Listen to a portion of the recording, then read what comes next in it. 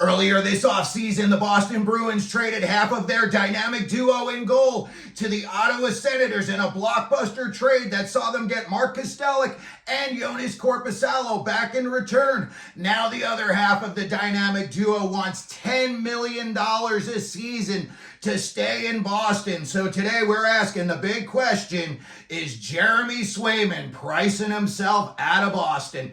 Hey everybody, welcome into Clearing the Benches, your one-stop shop for hockey content. If you go ahead and hit your subscribe button right now, you'll be sure to be in on all of our future videos. Well, everybody knows about all the success the Boston Bruins have had in the regular season the past couple of seasons.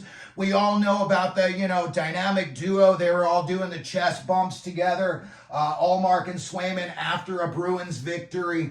And, in my opinion, I thought it was smooth sailing for them. I thought they had themselves a really good combination of guys that you could split the season with. In my opinion, and this is just my opinion, I'm not so sold on either of those guys being full-time starting goaltenders in the NHL. And, we'll talk about that right now. I'll show you Swayman's numbers, and I'll show you why I think that way. So, let's take a look at Jeremy Swayman. First of all, he's played in 132 NHL games. He's got a great record. 79 wins, 33 losses, 15 overtime losses. He's got a great save percentage, .919. He's got a great goals against, 2.34, and he's got 12 shutouts. So about almost once every 10 games, he pitches a shutout. His first season with the Bruins, Swayman had 23 wins, but also that year, the Bruins had 51 wins. The next season, 2022, Swayman had 24 wins, and that's when the Bruins broke the record, and they had 65 regular season wins for 135 points. And then last year, the Bruins had 47 wins for 109 points, and Swayman had 25 of those wins. So last year was like the first year that you saw him take over in terms of the percentage of wins that he had as opposed to how many Ullmark had when the Bruins played. So when I look at those numbers and I see these statistics, they're very good, but I also say, the Bruins are breaking all kinds of records during the 3 seasons that he's been on the team, full time. And, Bergeron's gone and they lost Krejci, guys like that. Marchand's getting up there in age. When I look at what he's done, yes, he's got very impressive stats, but he also played with a team in front of him that was breaking records left and right. So if you took him out of that situation, is he going to be as successful as he's been in the past? And right now, my answer is I'm not so sure. So let's take a look, okay? Right now, Swayman's asking for $10 million a season, and he says he won't come to camp without it. So we got 2 questions. One, is he proven enough to ask for that kind of money moving forward? And 2, is he worth it? I see a guy like Lucas Dostal. We just talked about him yesterday or 2 days ago in a video. I think Lucas Dostal, who's playing on a crappy Anaheim Ducks team, if he went to a team with playoff players in front of him, his numbers would skyrocket. So I ask myself, when I see Swayman doing all this, is this really him or is this just a facade? Because the Bruins have been that good lately. I ask myself, if you took Swayman and you put him in Anaheim, is he going to put up the numbers that Lucas Dostal put up? If you put him in Vancouver, I know Vancouver's a good team, but look what Arthur Shelovs did last year. Came out of nowhere, and I say to myself, is he as good as a guy that we've seen proven in the playoffs? Really, Swayman and the Bruins haven't proven much in the playoffs the last couple of years. They've won 1 playoff series in the last 3 years. They got knocked out in the first round twice. And then last year they got knocked out in the second round. when we're talking about the kind of money that Jeremy Swayman is looking for, let's just put it into a little bit of perspective. Okay, the top goaltender getting paid right now in the NHL is still Carey Price, and he's bringing in $10.5 million a year. You know, obviously his career is over, and I think they're just going to let that expire. You know, whenever that runs out, Canadians got their money's worth out of Carey Price, and I'm pretty sure down the line they're going to want him to be part of that organization in some way. So they're going to pay him out the $10 million. And as the face of the Montreal Canadiens for years, and he got them deep in the playoffs, he earned that $10.5 million. Bobrovsky, he's making the $10 million that Swayman wants. What did Bobrovsky do last year? He won a cup. What has Bobrovsky done recently? He's beaten the Bruins in the playoffs. So when I look at a guy like Bobrovsky's making $10 million, I'm sorry, in my opinion, Swayman's not as good as him. So how is he asking for the same money that this guy's getting? Vasilevsky, $9.5 million. Who would you rather have in the Nets? Seriously, for an entire season, if you're a Bruins fan, who would you rather have in the Nets? Swayman or Vasilevsky? I'm going with Vasilevsky because I know when the going gets tough, he's already been through that. I'm sorry, Swayman hasn't proven it to me yet that he can handle those types of situations. Look what happened with Connor Hellebuck last year. Got paid big time with Shifley before the season started. They had awesome years. They did great. And then the playoffs came, and, you know, nothing for nothing, but they crapped the bed in the playoffs. And Hellebuck is only making $8.5 million a season. And I'm pretty sure anybody who's watching this video would rather have Connor Hellebuck between the pipes than Jeremy Swayman. Just my opinion. Next up, Ilya Sorokin, $8.25 million. The guy is pretty good. John Gibson, $6.4 million. All those years that he played with those crappy Ducks teams in front of him, and they still were able to put up wins and decent numbers. Look at, you got Binnington and Markstrom are only making $6 million a year, so he wants $4 million a year more than that. Grubauer's got 5.9. Shesterkin's gonna get paid. I think Shesterkin's probably gonna get about 11 or 12 million a season. But right now he's only making 5.67 million. UC Saros just got paid and he's only making $7.7 million. And again, you're going to tell me you'd rather have Swayman between the pipes than Saros. Just not me. That's just how I feel. Jake Ottinger. Listen, I think the guy is just, and he's what keeps Dallas in most of those games.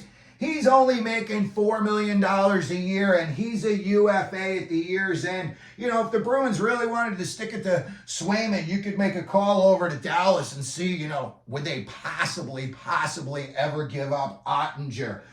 When again, we look at what Swayman, you know, is looking for the $10 million. You look and you ask yourself, okay, look what happened with Alexander Georgiev when he was the backup to Lundqvist in New York. And then, you know, he signed that free agent deal with Colorado. I thought he was going to just play like Swiss cheese in Colorado. He had some mental breakdowns in New York, and I was not sure if the guy was mentally capable of handling a full-time load. And man, has that guy proved me wrong. 2 years in a row, that guy's proved me wrong. And again, I'm asking myself, if you were to put Swayman, you know, up against Georgiev, who would you rather have? You know, Georgiev, in my opinion, is more proven. He's gone deeper in the playoffs. You know, look what happened last year with that series with Winnipeg. It looked like, you know, every game was going to have 15 goals scored. And then all of a sudden, Georgiev shut it down. And that was the end of that.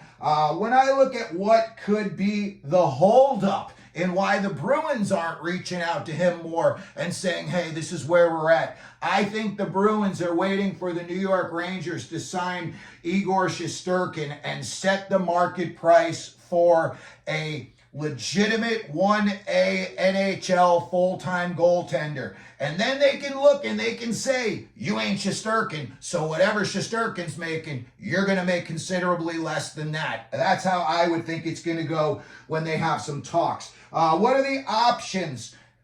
If I were Sweeney, if I were Cam Neely, Again, you're waiting on Shesterkin most likely to see, you just saw Saros got $7.7 million. You're really going to pay this guy $2.3 million a season more than Saros? That's the wording that Sweeney and Neely are trying to come up with when they go to talk to him and his agent about reality in terms of like where he really is in the goaltending hierarchy. The next option you could do, maybe they offer him $7 million a year. He's making $5 million a year now, so that would be $2 million a year raise. Or you could try to trade him for a young defenseman. The Bruins defense, when I saw them rolling out guys like Shattenkirk last year, I know they've got McAvoy. I know Brandon Carlo's a big boy. But I think they could use a significant upgrade. And if you were to trade Swayman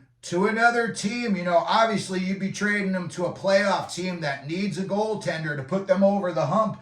You would most likely be able to get either a defenseman in return or a prospect who's a defenseman who's highly, ranked, and they think he's just on the cusp of making it into the NHL. So I think when I look at, the possibilities, listen, the Devils, offer them straight up. The Devils, you got Markstrom and you got Jake Allen. Both of them have had injury issues in their career. Both of those guys are 34 years old heading into the season. What happens a month into the season just by freak things that both of those guys are banged up already, and now the Devils, a month into the season, are right back to where they were last year. Maybe they say, you know what, we can lock up Swayman for the future and we can have the guy that we want between the pipes. Yeah, that's going to cost you. And if I were the Bruins, I would say, hey, send us Nemitz and we'll just do it in a straight up deal. I think that could possibly put Jersey, back in the cup race. I don't think Nemec is going to, move the needle that much this year. In the future, he's going to be good, but he's not going to move the needle as much as a guy like Swayman would if he went over to the Devils. There's also like several blockbuster trades, depending on where they are in a couple of months. The Edmonton Oilers may be looking for a goalie. I know last year they got hot and Skinner proved himself, but then again in the playoffs, they had question marks and it was like uncertain who's going to be the starter tonight when there should be no question about it. So, maybe a team like Edmonton's got some young prospects. Maybe they want to move on from a guy, and there's a way they can do it, and they think Swayman will be the guy that puts them over the hump. Toronto Maple Leafs are in the same situation, I believe, as like the Edmonton Oilers and the New Jersey Devils. If they had a rock-solid goalie that they knew was going to get them, 45, 50 wins this season, and they could really make a deep run into the playoffs, it's worth it. Toronto is desperate. They just made the move with Matthews to captain. They bought in Berube. While you're shaking things up, this would be a good opportunity. Maybe Mitch Marner goes the other way. Maybe it's just a straight-up hockey trade.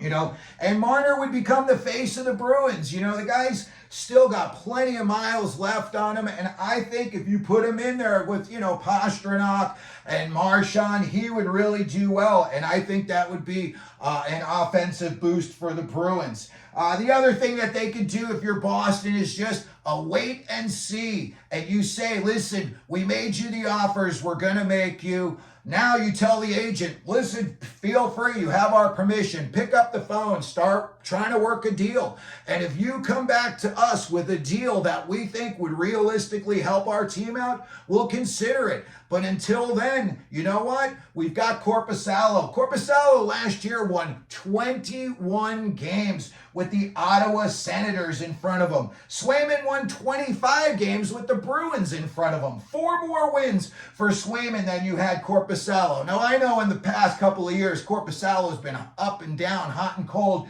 and this kid's been consistent so far.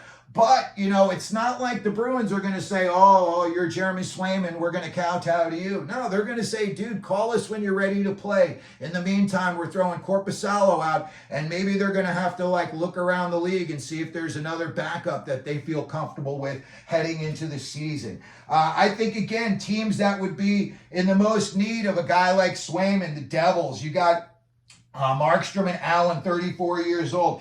And then there's teams that, you know, they want to go further into the playoffs. And you look at, you know, a team like Detroit right now. They're right on the cusp. That Patrick Kane thing is about to expire real soon. The Iser plan could be on thin ice. Look what they got between the pipes going into this year. And they think they're going to, like, make a run. You got Billy Husso, Alex Leon, and Jack Campbell. I think Leon won like 22 games last year for the Red Wings. That's not going to get it done for you. That's maybe going to get you into the playoffs, but that's going to get you smoked in the first round for sure. So maybe Detroit, they got a lot of young kids. Maybe they say, you know what, let's lock up this guy and we don't have to worry about a goalie for the next, you know, 5, 6, 7 years. And another team that I could see possibly giving them a call is the Los Angeles Kings. You know, they're still rolling with Kopitar and Doughty. So that tells me they still think that they can win a cup. You know, if they could ever get past the Edmonton Oilers, they would have a good chance of doing that. But again, when you look at what they're throwing out there between the pipes this year, it's not scaring anybody. Darcy Kemper, Copley, and big save Dave Rittich. I mean, that's not scaring anybody, especially in the playoffs. So that's going to do it for our video today. We asked the big question, has Jeremy Swayman priced himself out of Boston? Let me know what you think down in the comment section. Maybe you think I'm crazy. Maybe you think I'm onto something. If you could, please like the video. Don't forget you can share the video. As always, please subscribe. And as we always do here at Clearing the Benches, let them know you're out there.